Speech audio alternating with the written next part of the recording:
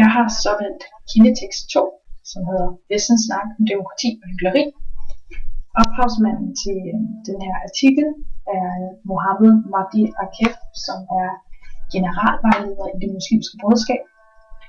Så man kan sige, at afsenderen for den her artikel er det muslimske broderskab. Artiklen er fra den 23. april 2006, og artiklen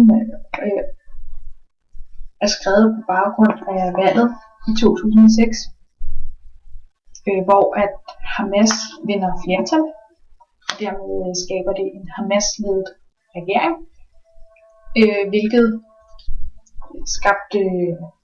hvilket gjorde, at Israel ikke ville anerkende den her Hamas-ledede regering, selvom de havde vundet valget på demokratisk vis. Samtidig igennem historien har EU og USA støttet meget op om Israel i forbindelse med, at efter en afstemning i FN efter 2. verdenskrig oprettede Israel. Så de har altid støttet meget op om Israel, EU og USA. Så samtidig viste det sig også, at EU og USA heller ikke vil støtte op om den her Hamas-ledede regering. Ja. Så det muslimske broderskab prøver ligesom her at fortælle, at man skal gå ind og støtte det palæstinensiske folk i det, at det her valg har været demokratisk. Det kan man skal støtte op om det ved at ikke at støtte USA og EU, og samtidig må man gerne donere penge til den her, til det palæstinensiske folk, og det har de så blevet oplyst hernede, hvor du så kan støtte med penge. Dermed kan man så også se, at modtageren jo er det muslimske folk, da det er dem, der skal støtte op om det palæstinensiske folk. Og det er jo så lige at fortælle kort, hvad det muslimske broderskab egentlig er. Og det er jo dem, der er afsenderne. Eller det er en fra det muslimske broderskab, der har skrevet den her artikel.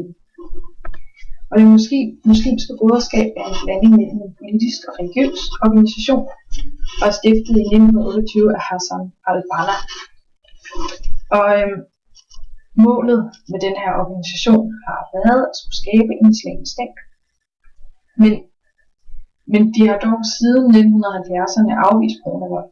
Så de går altså ikke ind for de her terrororganisationer, som andre muslimske organisationer har gjort brug af. I 1976 søgte det muslimske broderskab så om tilladelse til at blive politisk parti, men jo så afvist. Men selvom de så er blevet afvist,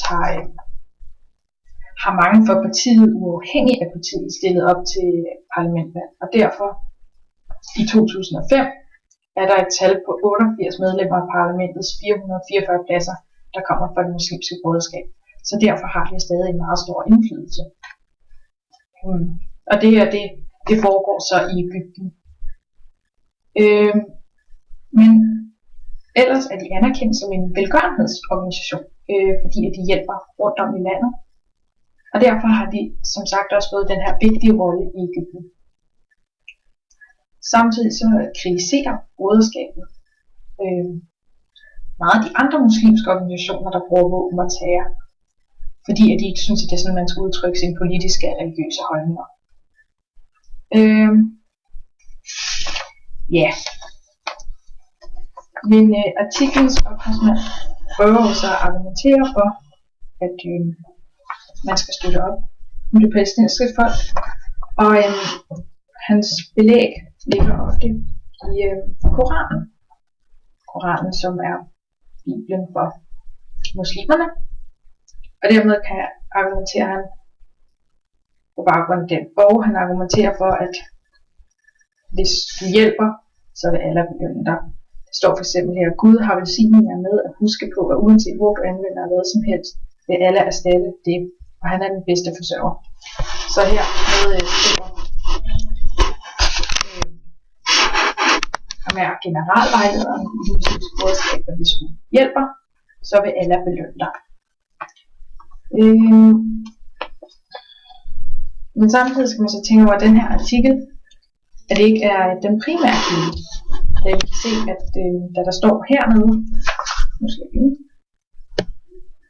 her står der, at teksten er oversat fra engelsk, og samtidig kan vi også se, at det er en sekundær kilde, ved at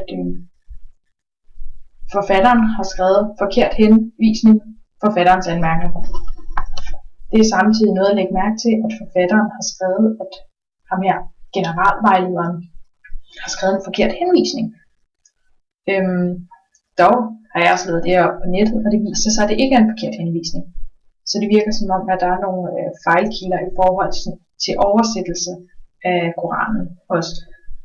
Men ved at han skriver, at det er en forkert henvisning, skaber det, at man sidder tilbage med den følelse, at det muslimske broderskab ikke engang har styr på deres egen Koran. Hvilket er rimelig upraktisk. Så det skaber faktisk at man ikke tror så meget på kilden, som man måske ville, hvis man havde læst den primære kilde. Samtidig er der, der er taget nogle stykker ud af den rigtige artikel, og det ved vi ikke, hvorfor det er gjort, om det er bare fordi det måske er blevet for syret, det der stod eller noget. Men der er blevet taget nogle stykker ud, så vi ved ikke, vi kender ikke artiklens fulde længde. Det gør, at det skal man i hvert fald tænke over, når man læser artiklen, at det ikke er en primær kilde. Og samtidig skal man tænke over, at selvom man så kigger på den videre og de her argumenter, hvor det ikke nok ligger i Koranen, og det viser, at tendensen er utrolig religiøs. Og alle argumenter er ligesom Koranen. Så det er islamisk.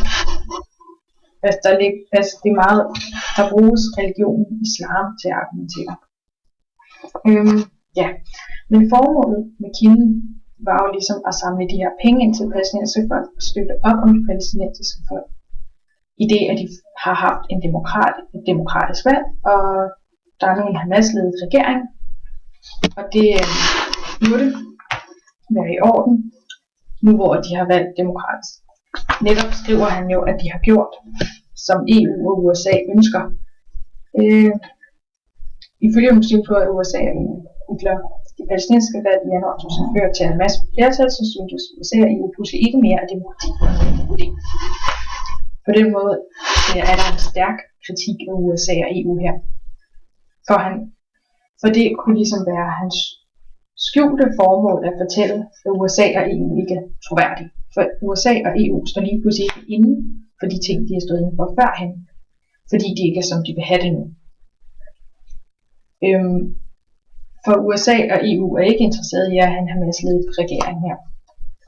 Og det ligger jo til grund for alle de her problemer, der har været mellem Mellemøsten og USA og EU og generelt bare Vesten over for Mellemøsten. Og det er jo så i forbindelse med hele det her med, at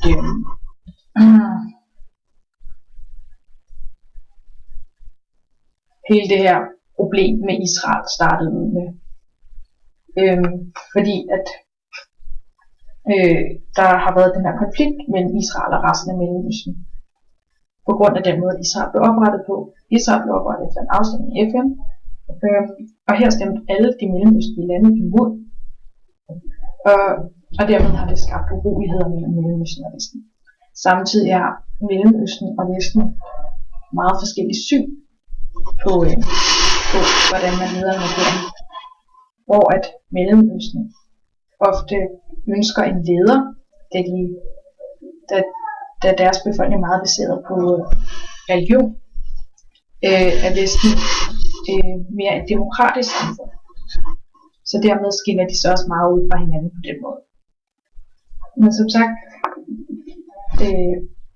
tror jeg, at et skjult formål kan være at fortælle USA og EU ikke er troværdige, altså at man skal støtte op om, altså at man ikke skal støtte op om Vesten og USA, som inkluderer USA og EU. Fordi at de simpelthen ikke er til at stole på, fordi at så siger de det ene, men når det ikke lige passer dem, så ændrer de mening. Og derfor, så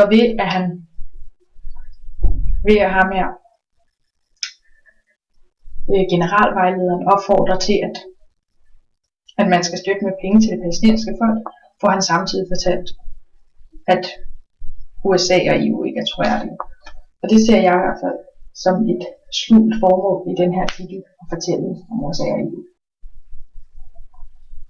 Og ja, det tror jeg. Og det er jo så også det, kilden her kan besvare. Den kan besvare forholdet mellem Mellemøsten og Vesten, og hvordan deres forhold stadig udvikler sig, og hvordan at Mellemøsten ser Vesten, og hvordan Vesten ser Mellemøsten. Her får vi dog kun et indblik på, hvordan Mellemøsten ser Vesten. Ja, det er det.